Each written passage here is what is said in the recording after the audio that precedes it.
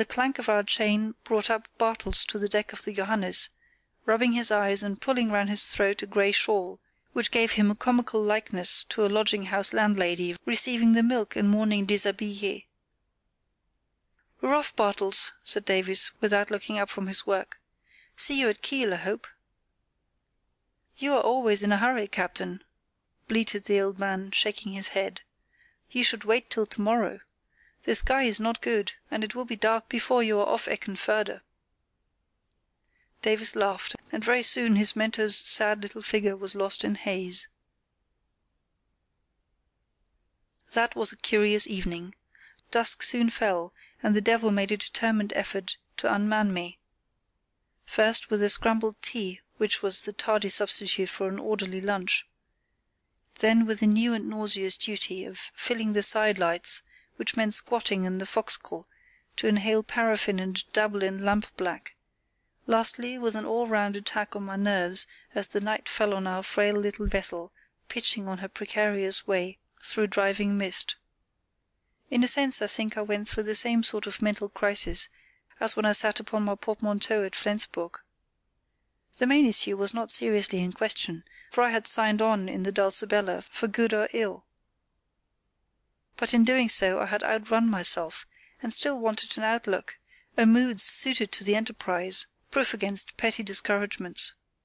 Not for the first time a sense of the ludicrous came to my assistance, as I saw myself fretting in London under my burden of self-imposed woes, nicely weighing that insidious invitation and stepping finally into the snare with the dignity due to my importance, kidnapped as neatly as ever a peaceful clerk was kidnapped by a lawless press-gang, and in the end finding as the arch-conspirator a guileless and warm-hearted friend, who called me clever, lodged me in a cell, and blandly invited me to talk German to the purpose, as he was aiming at a little secret service on the high seas.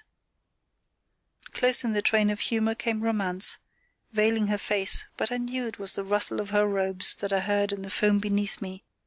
I knew that it was she who handed me the cup of sparkling wine and bade me drink and be merry.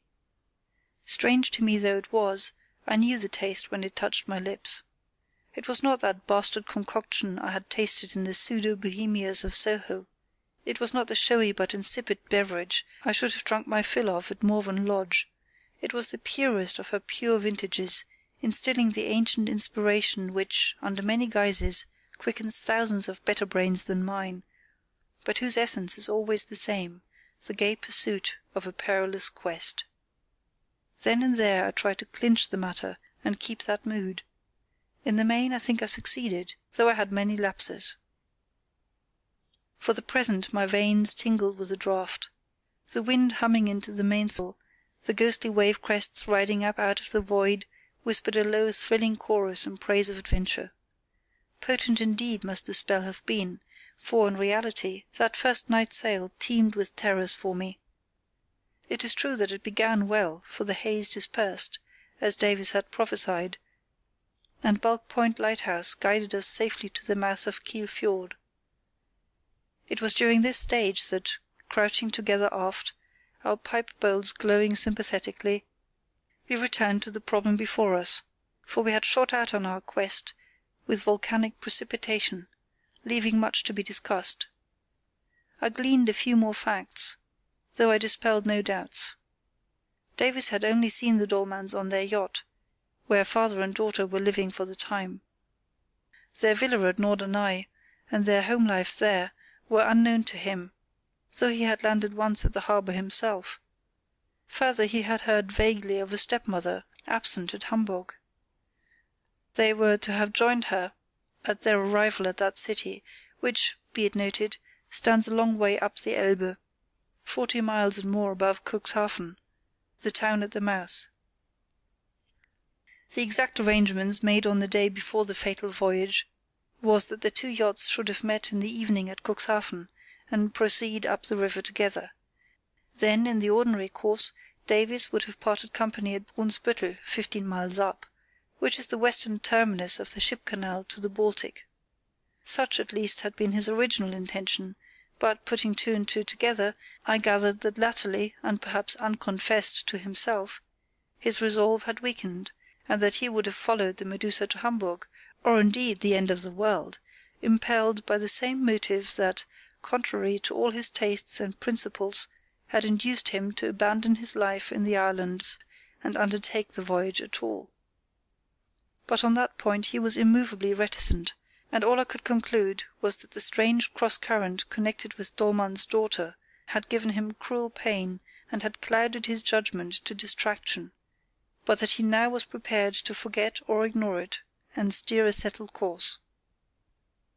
The facts I elicited raised several important questions. Was it not known by this time that he and his yacht had survived? Davies was convinced that it was not. He may have waited at Cuxhaven, or inquired at the lock at Brunsbüttel, he said, but there was no need, for I tell you the thing was a certainty. If I had struck and stuck on that outer bank, as it was 100 to 1 I should do, the yacht would have broken up in 3 minutes. Bartels would never have seen me, and couldn't have got me if he had. No one would have seen me, and nothing whatever has happened since to show that they know I'm alive. They, I suggested. Who are they? If Dollmann were an accredited agent of the German Admiralty. But no, it was incredible that the murder of a young Englishman should be connived at in modern days by a friendly and civilized government. Yet if he were not such an agent, the whole theory fell to the ground. I believe, said Davies, that Dollmann did it off his own bat, and beyond that I can't see. And I don't know what it matters at present. Alive or dead, we're doing nothing wrong, and have nothing to be ashamed of. I think it matters a good deal, I objected. Who will be interested in our resurrection, and how are we to go to work, openly or secretly? I suppose we shall keep out of the way as much as we can. As for keeping out of the way, said Davies jerkily, as he peered to windward under the foresail, we must pass the ship canal, that's a public highway where anyone can see you. After that there won't be much difficulty. Wait till you see the place. He gave a low contented laugh, which would have frozen my marrow yesterday. By the way, that reminds me, he added, we must stop at Kiel for the inside of a day and lay in a lot of stores. We want to be independent of the shore. I said nothing. Independence of the shore in a 7-tonner in October. What an end to aim at. About 9 o'clock we weathered the point, entered Kiel Fjord, and began a dead beat to the windward of 7 miles to the head of it, where Kiel lies. Hitherto, save for the latent qualms concerning my total helplessness if anything happened to Davies, interest and excitement had upheld me well. My alarms only began when I thought them nearly over. Davies had frequently urged me to turn in and sleep, and I went so far as to go below and coil myself up on the lee sofa with my pencil and diary. Suddenly there was a flapping and rattling on deck, and I began to slide on to the floor. "What's happened?" I cried in a panic, for there was Davies stooping in at the cabin door. "Nothing," he said, chafing his hands for warmth. "I'm only going about. Hand me the glasses, will you? There's a steamer ahead. I say, if you really don't want to turn in, you might make some soup. Just let's look at the chart." He studied it with maddening deliberation, while I wondered how near the steamer was, and what the yacht was doing meanwhile. "I suppose it's not really necessary for anyone to be at the helm?" I remarked. "Oh, she's all right for a minute," he said, without looking up. 2, 1½ 1, lights and line sou'west by west. Got a match? He expended 2 and tumbled upstairs again. "You don't want me, do you?" I shouted after him. "No, but come up when you've put the kettle on. It's a pretty beat up the fjord. Lovely breeze." His legs disappeared. A sort of buoyant fatalism possessed me as I finished my notes and pored over the stove.